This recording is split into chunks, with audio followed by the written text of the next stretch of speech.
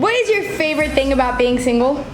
You can spend your own money. Freedom. As you want. Yo, for real. You can eat whenever you want. I have money in my bank account. Just having so much time to like invest into yourself. You don't go broke easy.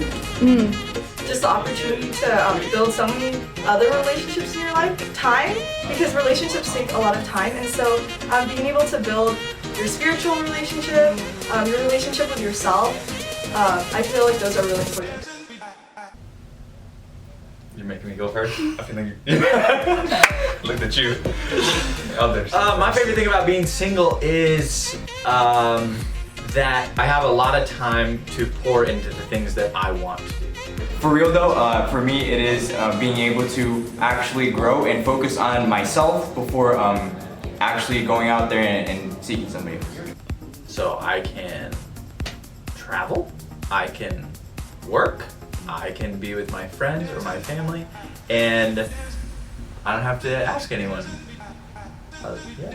I mean, mine is very similar. Okay. It's just that like I don't need to have a sense of worry or anything, like a responsibility, but then also just knowing that like really truly God is in control of this. Because in all aspects of my life, this is the one where it's just like, all right, God, this is on you completely. Like, and it just knowing that when He's in control, like I am very chilling. Yeah. Truly, yeah. Yeah.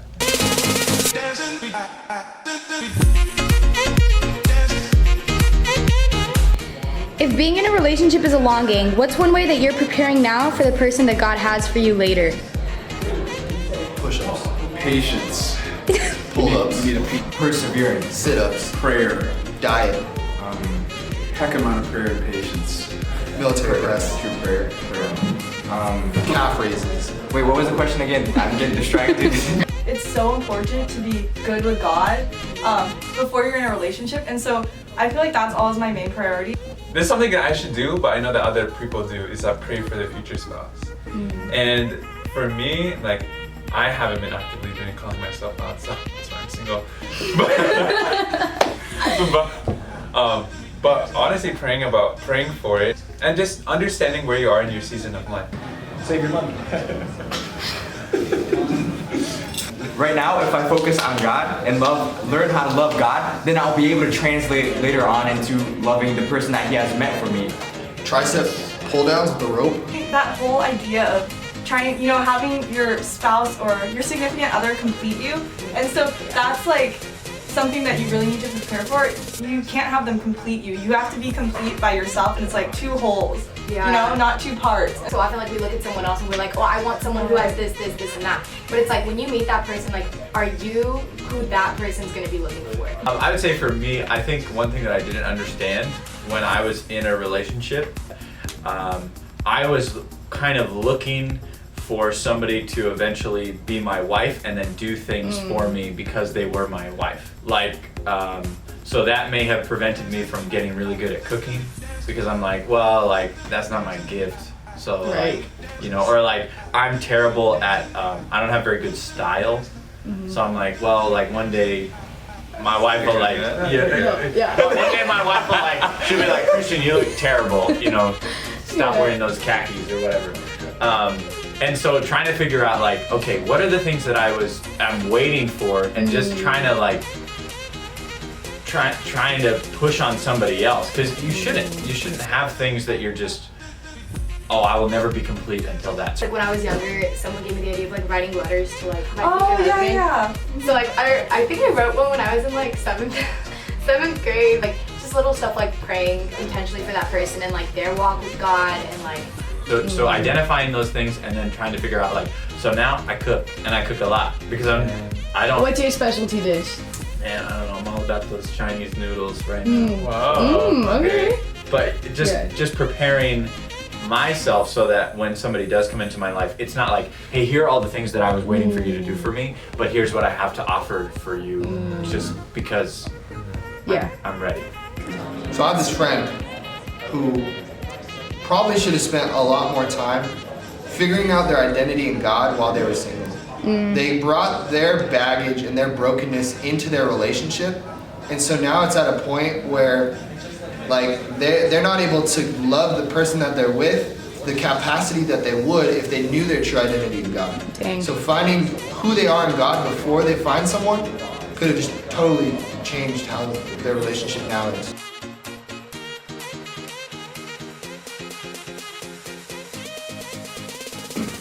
Hollywood culture has made it seem like we need someone else to complete us. What was the turning point for you in your view of singleness, and how do you stay content when you start to feel lonely? For me, the turning point was that whenever I looked at my relationship with God, I saw, okay, first I need to be complete in Him, and only then will I be ready to be complete with somebody else. It's definitely, especially I feel like after breakups and stuff, it takes a while to be like content and come to terms with being single. But I feel like I've like found that, and I think I've really found it through fulfillment in so many other relationships in my life. So I feel like my turning point was realizing that all this time and energy I can put into all these good relationships and good things in my life, and of course, like ultimately all leading to God. So I stay happy through all of the relationships in my life. Yeah. So it's like finding a community, like, because we're not meant to do life alone. So like, you don't need like a significant other to like have a community. I was kind of idolizing, longing for a relationship. I had that as an idol.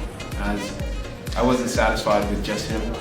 Being single for a while is really good and really healthy, whether you're in college or out of college, because sometimes we just go from one relationship to like healing a little bit and then going to another relationship, rather than really giving ourselves time to just sort of be ourselves. So the Bible talks about it's not good for man to be alone, right? And then Paul says, I have learned in whatever circumstance I am in to be content. And so I asked God this question: you want me to be content even when it's not good? Why? But then I realized, like, there's always going to be elements of life that are not good, whether it's family or relationships or job or whatever. And God really does want us to be content even when all is not. Well, just a disclaimer. Just like, I don't have much experience as my colleague here in relationships. I want a little disclaimer to the viewers out there, you know. Yeah, he is graduating soon. No, this is not. This is a singleness video. Okay, I'm sorry. But for me, this is what I like.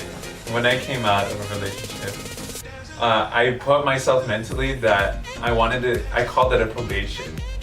So I gave myself a semester that where it's like I'm not going to like even think about like pursuing anything or even just like talking to anyone, just in general. And if somebody brought it up, I shut it down quickly. Okay. Can I get a test? I second the motion. Okay. But after I went in that time period where it's like, because I already kind of like preconditioned myself to think that after this period, all right, I'm here, I'm available, like that type of thing.